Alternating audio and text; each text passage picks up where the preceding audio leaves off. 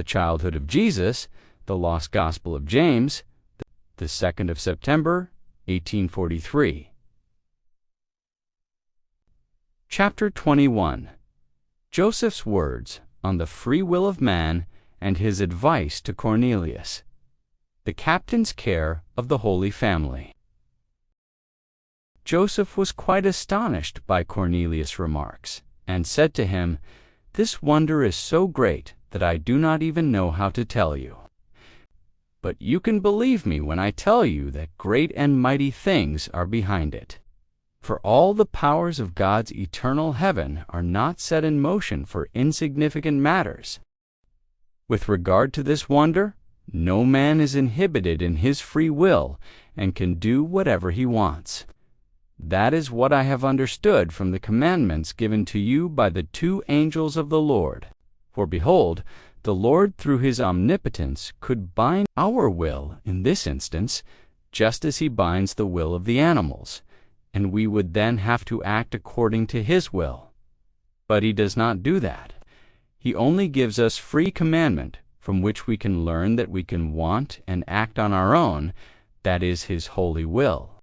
So you also are not bound in the slightest, not even with one fiber of your body, and can therefore do whatever you want. If you wish to be my guest today, then you can stay. However, if you do not wish or dare to do this, you are also completely free to decide. If you would ask for my advice, I would definitely give it, and say to you, 'O friend, stay.'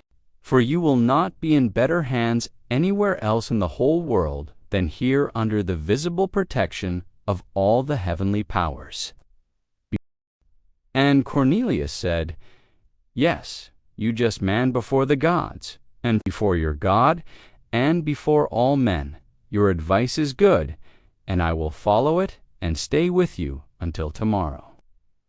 I will now leave with my landlady for a short while to make arrangements so that all of you can be provided, despite this cave, with better shelter." And Joseph said, "Good man, do as you wish. The Lord God will reward you some day." Hereupon the captain went to town with the midwife and first had it announced that the day was an official holiday. Then took 30 soldiers, gave them bedding, tents, and firewood, and told them to carry it all to the cave. The midwife took an appropriate amount of food and drink with her, and had some more brought after her. On arrival at the cave, the captain immediately had 3 tents set up, a spacious one for Mary, one for himself, Joseph and his sons, and one for the midwife and her sister.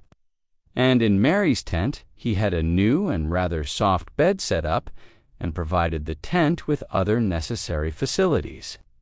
He also suitably equipped the other tents, got his men to quickly build a stove, laid some wood on it himself, and made a fire to warm the cave, which was quite cold at this time of year. End of chapter 21.